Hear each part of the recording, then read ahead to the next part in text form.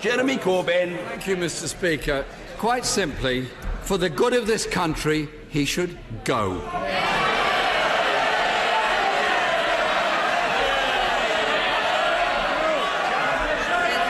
Mr. Speaker, he says he wants a general election.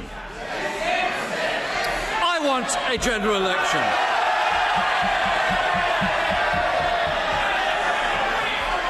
It's very simple.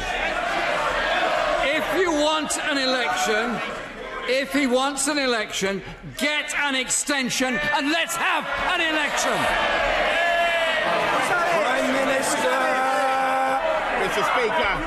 Mr. Speaker, the right honourable gentleman asked several questions. I'll try and deal with them in order. On the first point, my friend the Attorney General made absolutely clear, of course, that this is a judgment with which he disagreed. Of course, we respect the judgment of the Supreme Court. On the second point, are we about the Ben Burt Act? I will say what I'm sure he understands. We will, of course, obey the law, and we will come out of the EU on October the 31st. On his point about preparations for a no-deal Brexit, I congratulate my right honourable friend, the Chancellor of the Duchy of Lancaster, who just spoke for 2 hours on this matter. Our preparations are very far advanced, and I think this country can be entirely confident that we will be ready, deal or no deal. On his point about whether we are on the verge of getting a deal or not, well, it is absolutely true that negotiations are difficult, but we are making progress. And all I will say to him and to his friends is that they have not been made easier by the Surrender Act that he passed.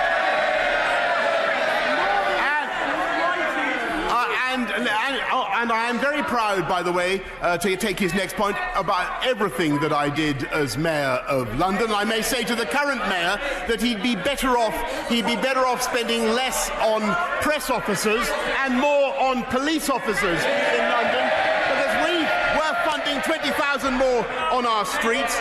And as for being trusted on Iran, Mr. Speaker, this is a man who took the shilling of the mullahs from Press TV.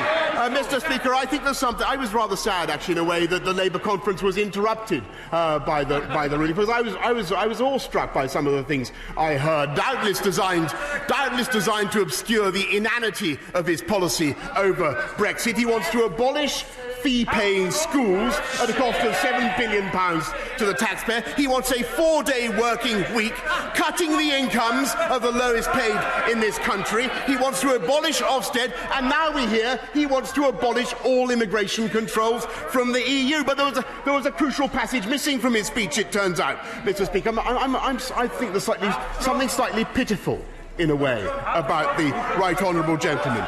It seems that he actually did want to call an election now, Mr. Speaker. There was a passage in his speech calling for an election now, but it was censored by the Stasi in the form of the Shadow Chancellor.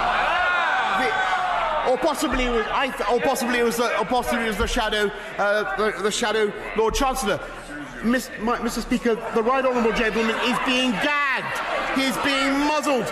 He's being held captive by his colleagues. They won't let him say what he wants to say. I say, free the Islington One, Mr. Speaker. And why won't they allow him to have an election, Mr. Speaker? Why won't they allow him to unleash his charms on the electorate?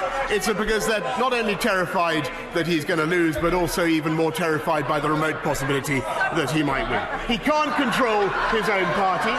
He can't decide whether he's for Leave or for Remain. He's being held captive by his colleagues. The electorate are being held captive by this zombie parliament and this zombie opposition, and he wants the entire country to be held captive in the EU after October the 31st at a cost of more than £1 billion a month.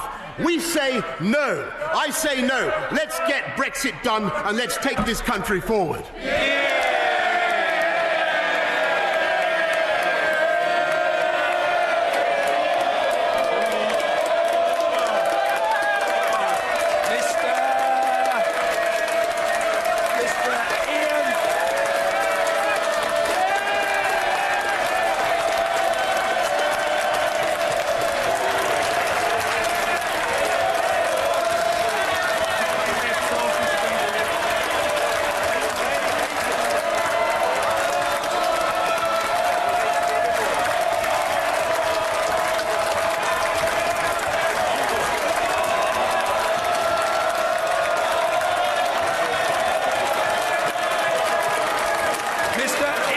Duncan Smith.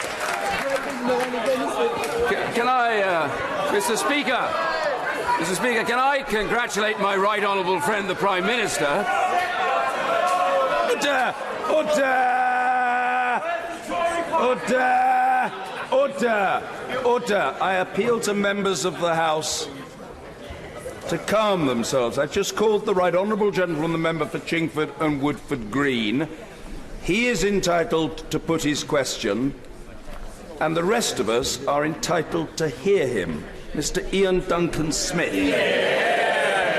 Mr. Speaker, can I congratulate my right honourable friend on his very good put down of the shallow leader of the opposition? Can I also say that I understand now that his government has changed the root origin of the term yellowhammer to describe the botched attempt by the leader of the opposition to dispatch his own deputy. And could I ask him, I received and saw in my constituency, as others did recently, leaflets from the Labour Party calling for a general election now. Could he answer me this question? Can he give me any reason why we are not having an election at this particular point? Does he think for any moment it could be because the leader of the opposition fears his own party just as much as he fears us? Prime Minister. I thank my right honourable friend for his very acute question, Mr. Speaker, and I'm afraid the answer is very simple, that they don't want an election because they are not sure that the public would trust them with the government of this country, and I think that they're right, and I think that they put the yellow into Yellowhammer, Mr. Speaker.